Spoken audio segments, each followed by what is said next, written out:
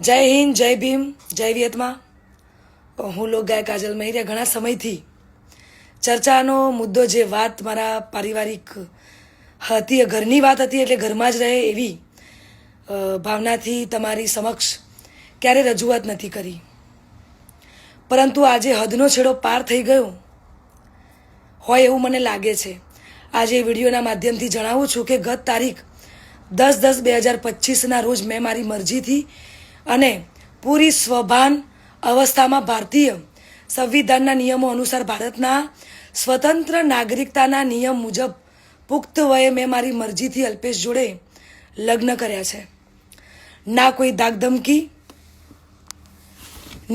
ધાકધમકી કે ના કોઈ દબાણથી કર્યા છે. અલ્પેશ અને મારું પોતાનું રિલેશન છેલ્લા 1.5 વર્ષથી હતું. આ વાતની જાણ મારા પરિવારને મેં કરેલી, પરંતુ એમની રાજીપો ના હોવાથી મેં મારી જાતે મારું ભવિષ્ય, મારી જિંદગી મહત્ત્વપૂર્ણ નિર્ણયમાં મેં મારી જાતે લીધો છે.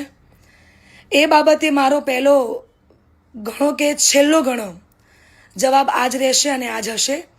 તો ખાસ જણાવું છું કે અમે બંને રાજી ખુશીથી રહીએ છીએ.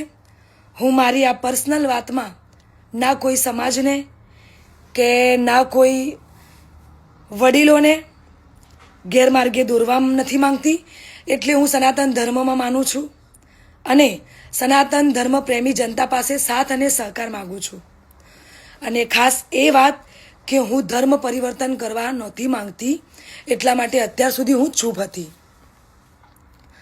આ નિર્ણય પર અડગ રહી છું એનું કારણ કે હું સનાતની છું અને મારા પરિવાર દ્વારા અલ્પેશ અને મારા પર જે આક્ષેપો નાખવામાં આવ્યા છે, અલગ અલગ ધમકીઓ, મારી નાખવાની, ઉપાડી દેવાની, આ બધી ધમકીને અને ખાસ કે મારા સાસરે એટલે કે શેરથા જઈને જેમ તેમ બોલી અને ધમકીને આપી બધી વાહિયાત વાતોથી કંટાળીને તમને બધાને વિડીયો દ્વારા જણાવું છું.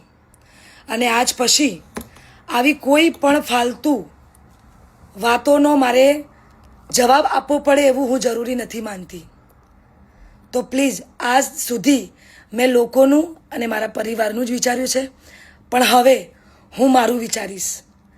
આ ઉપરાંત કોઈ પણ ખરાબ કોમેન્ટ કે હેરાનગતિ પહોંચાડશે તો ભારતીય ન્યાયતંત્રની મદદથી કાયદેસરની કાર્યવાહી કરવામાં આવશે. જય હિન્દ, જય ભીમ, જય વિયતમાં.